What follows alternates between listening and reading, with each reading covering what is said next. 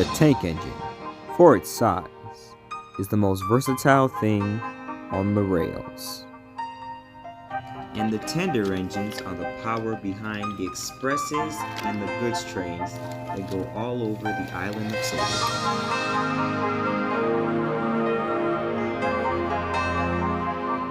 Toby. This is NWR Stories.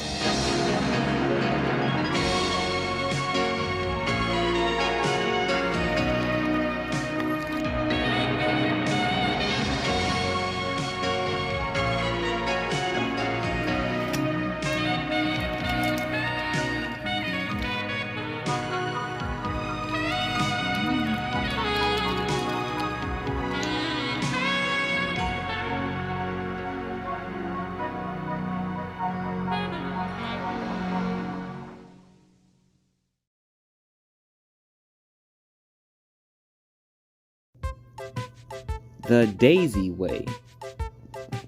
It was another end to a busy day on the Farquhar branch line, and Toby was heading to the station to finish his last train. He arrived at the station when he saw the fat controller on the platform. "Good afternoon, sir. Is there something wrong?" said Toby. "No, not at all. But I do need to ask your help on something, Toby." "Well, I'm up for the challenge, sir. What's wrong?" "Well, Fergus has broken down and he's being sent to the works. So Mavis will need your help at the quarry. Can you handle that?" "Sure.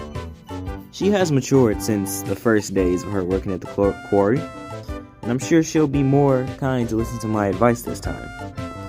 "Well, I hope that all works out for you, Toby. But sir, who will manage my passenger runs while I'm at the quarry?" "I've already thought of that. Daisy is going to take a break from the main line. She's going to work on the branch line until you are done." "Okay, seems easy enough," said Toby. "I just hope she knows how to handle the branch line services and doesn't try to do it her way." "We can only hope, Toby. We can only hope. You go to your shed and have a rest." "All right, sir. See you tomorrow." And with a ring of his bell, Toby left the station. That night, when Toby arrived at the sheds, he saw that Daisy was sitting in the spot that Percy usually sleeps in. "Hello, Daisy. What are you doing here?" said Toby. "Well, since I will be handling your trains on the branch line, Percy said I can sleep in his berth while he's out taking the mail tonight." "Well, okay. I'm glad you're helping out on the branch line, since you're really experienced on pulling passengers. Well, technically not pulling, but you know what I mean." "Yes, I will be doing it the Daisy way." "Yes, about that. There are certain parts of the line you must be careful on, and try not to go too fast around certain parts of the track. The track is sturdy, but sometimes you can never be too careful." "I know, Toby. I ran this line before, so I know everything about it."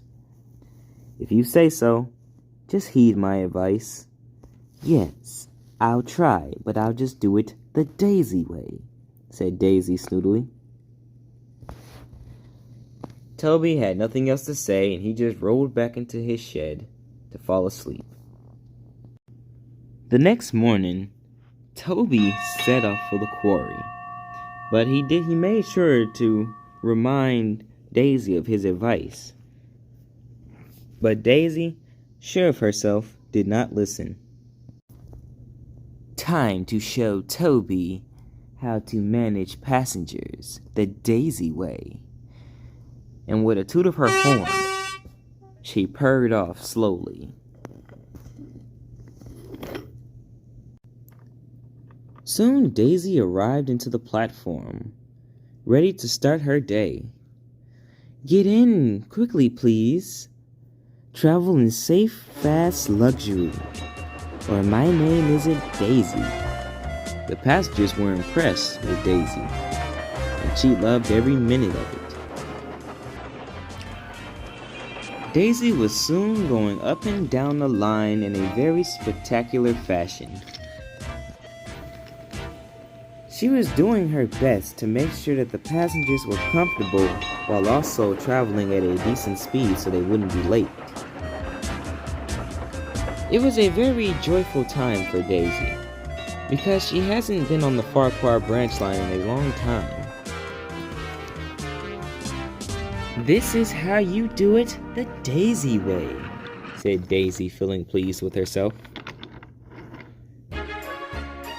Meanwhile, Mavis was working around the quarry, trying to make sure things got done.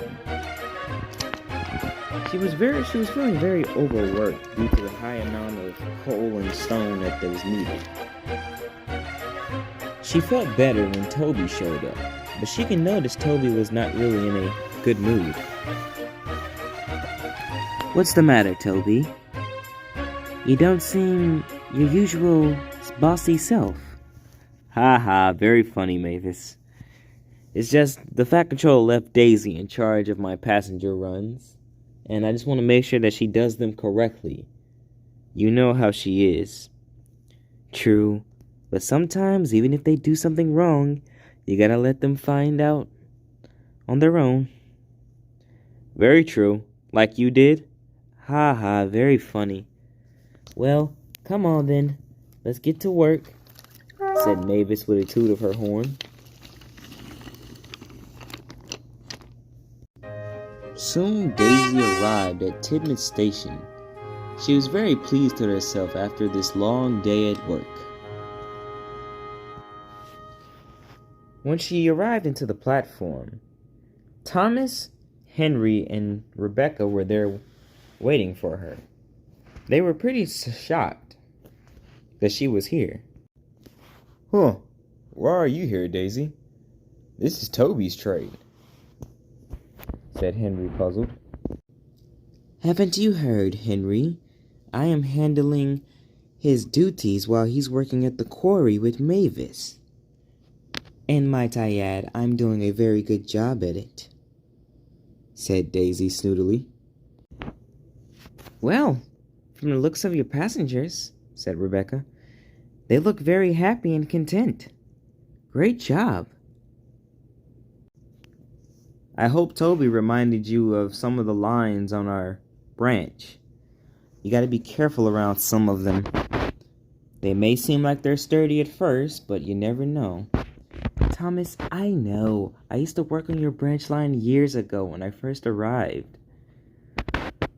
"Never mind, because I doubt you listen to Toby. Now I definitely know you won't listen to me," said Thomas. "Don't worry, I got it down packed." "I hope so, because it could spell trouble for your swerves," said Thomas cheekily, and with a toot of his whistle, he left the station.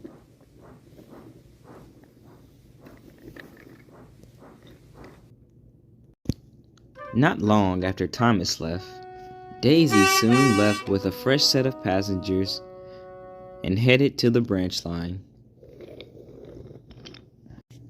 Soon, Daisy arrived at her last stop of the day, which is where she started. She was very pleased with herself. She felt as if that she did the greatest job she has ever done in her whole life on Sodor. "Nice job, Daisy. I got on work on time and I got off on time. Thanks to you." "No problem. That's what happens when we do things the Daisy way," said Daisy, proud of herself. Soon, Daisy arrived back at the sheds, where Percy and Rosie were waiting.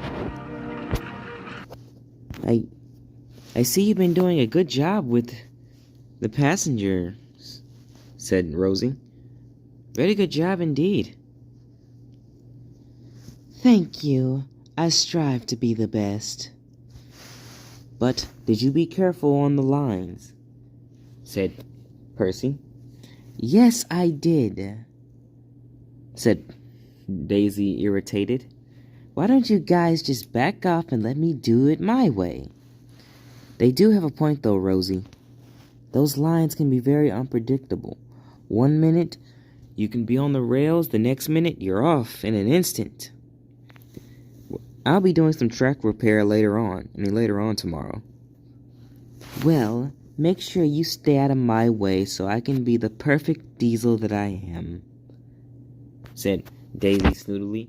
Now, I need my beauty sleep. And with that, she slid to the back of the shed and fell asleep. The next day, Daisy had her passengers and she was ready to go. She started to leave the station, determined to show the others that her way was the best way of doing things. But sadly, this would lead her into trouble. She made her way down the line, saying to herself, "My way is the best way. My way is the best way." There was a warped section of the rail that came undone due to the heavy weather they had days prior. Daisy didn't notice this at time, and her wheels got caught on a bad rack, and she derailed. Luckily, no one was hurt, but her front bogie was off the rails, and she was stuck. Ah, bother! This shouldn't have happened to me. I did things the Daisy way. Meanwhile, Toby was heading down the exact same line that Daisy was traveling on with some empty cars heading for the quarry. He arrived at the scene of Daisy's accident and was surprised at the outcome. "Oh my, Daisy, are you alright?" said Toby, surprised. "No, Toby, I am not alright. I didn't pay attention to the broken parts of the track, and now I'm just silly. I should have not did things the Daisy way," said Daisy. "It's understandable. We have to learn things for ourselves sometimes. Even if it sometimes gets us into trouble, it just has to happen." Later, the Fat Controller came to talk to Daisy. So, you didn't listen to Toby about the certain parts of the track. Instead, you want to do things the Daisy way. Yes, sir.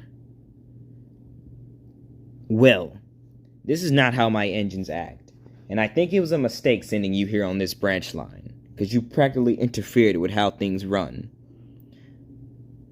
Please, sir, give me another chance to do the right thing. I apologize. You are lucky I'm a reasonable man. Toby, what do you think about this?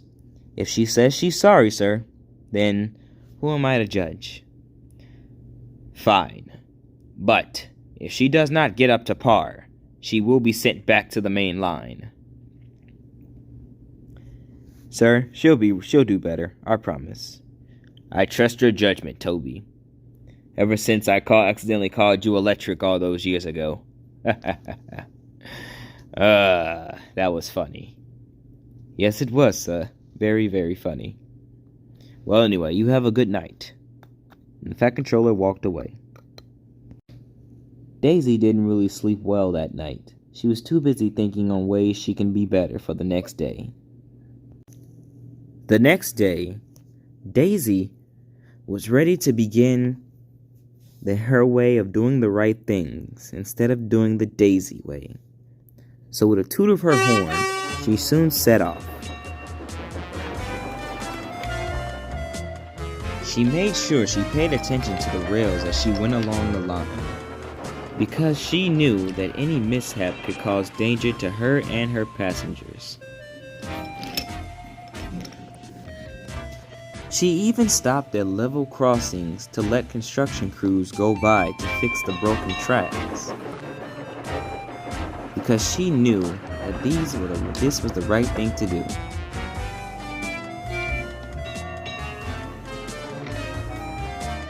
When she arrived at the station, everyone was pleased with how she had changed since the last few days.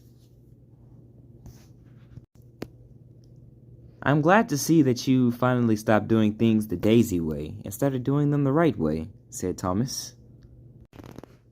Yes, I had to realize that Being on time is more important than being, well, Daisy. And taking care is what keeps this railway running. I'm sorry if I sounded rude and harsh, Thomas. I didn't really mean it, said Daisy. Oh, it's quite all right. Sometimes it has to be like that, because it really builds character, and see how we can better ourselves. Thomas is right. Sometimes the best way to handle things is by running in head first so we know not to hit our heads again, said Hero. Daisy agreed, and from that day on, she became a better engine on the island of Sodor.